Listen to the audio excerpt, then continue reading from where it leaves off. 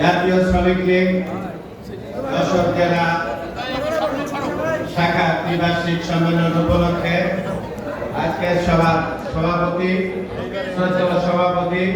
বর্ষিয়ান শ্রমিক নেতা মোহাম্মদ সাইফুর রহমান, আমার খুব প্রিয় মানুষ, একজন দক্ষ সংগঠক, অগ্রণী ব্যাংকের চাকরি করতেন। কিছুদিন আগে তিনি অবসরে গিয়েছেন। আমি এই সম্মেলনের প্রাঙ্গণে আমি শ্রদ্ধার সাথে স্মরণ করতে চাই হাজার বছরের শ্রেষ্ঠ বাঙালি, শতাব্দীর মহানায়ক, ইতিহাসের রাখাল রাজা, ইতিহাসের দার্শনিক, ইতিহাসের মহাকবি, আমাদের মহান শিক্ষক, জাতির পিতা বঙ্গবন্ধু শেখ মুজিবকে, যিনি ফরিদপুরের টঙ্গিপাড়া মধুমতি নদীর তীরে কৃষ্ণচূড়া গাছের নিচে চিরদিনের জন্য শায়িত আছে। আর কোনদিন আমাদের বলবে না এবারের সংগ্রাম মুক্তির সংগ্রাম, এবারের সংগ্রাম স্বাধীনতার সংগ্রাম। সেই পিতাকে আমরা শ্রদ্ধার সাথে স্মরণ করতে চাই। আপনারা জানেন, আজকে আমি কিছু ইতিহাস নিয়ে আপনাদের সামনে কথা বলবো, কারণ আওয়ামী লীগ, যুবলীগ, শ্রমিক লীগ, ছাত্রলীগ, এই চার সংগঠন এই যদি এক থাকে, বাংলাদেশে আন্দোলন করে আওয়ামী লীগকে হটাবে এমন কোন শক্তি হয় না।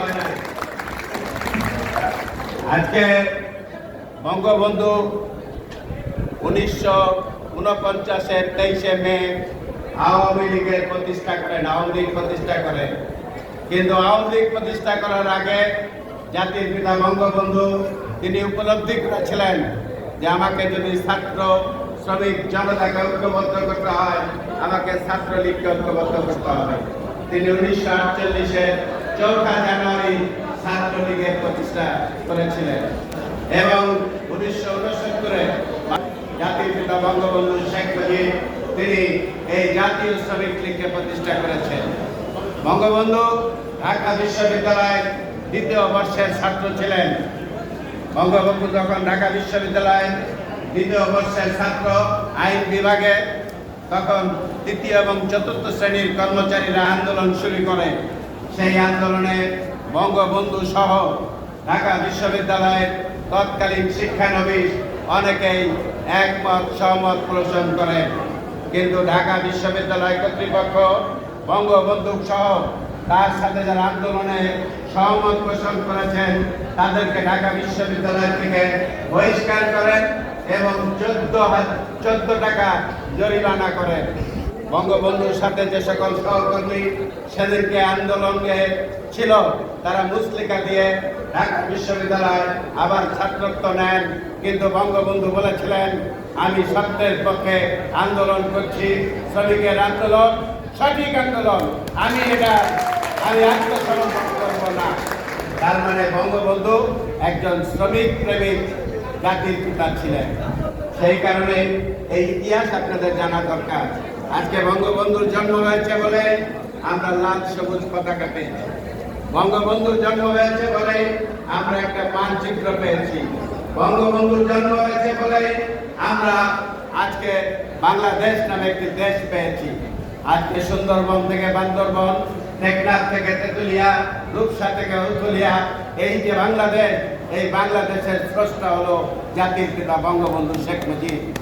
বঙ্গবন্ধু তার এক আঙ্গুলের লহনীতে, এক আঙ্গুলের নির্দেশে 7ই মার্চ যে ভাষণ দিয়েছিলেন, সেই ভাষণের নির্দেশে এই নিরস্ত্র বাঙালি সশস্ত্র পাকিস্তানি আর বিরুদ্ধে আমরা সেদিনকে যুদ্ধ করেছিলাম।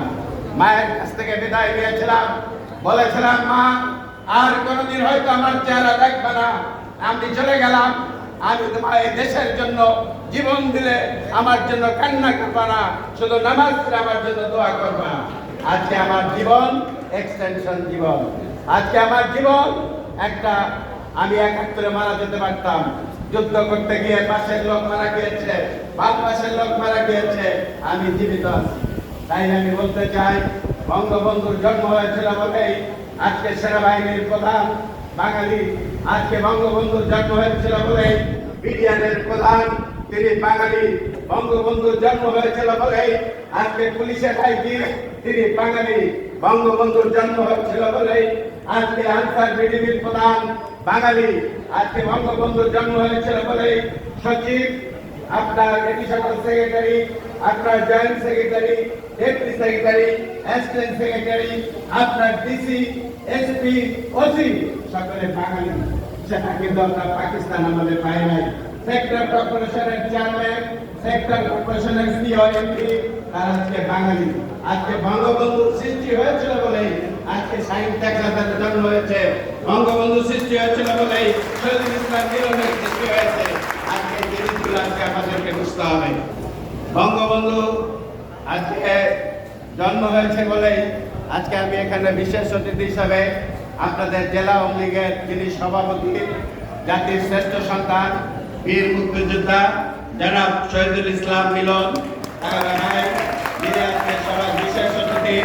আজকে এই অনুষ্ঠানের বিশেষ অতিথি হলো এই যশোর জেলা আওয়ামী লীগের মাটি ও মানুষের পালস যিনি বুঝেন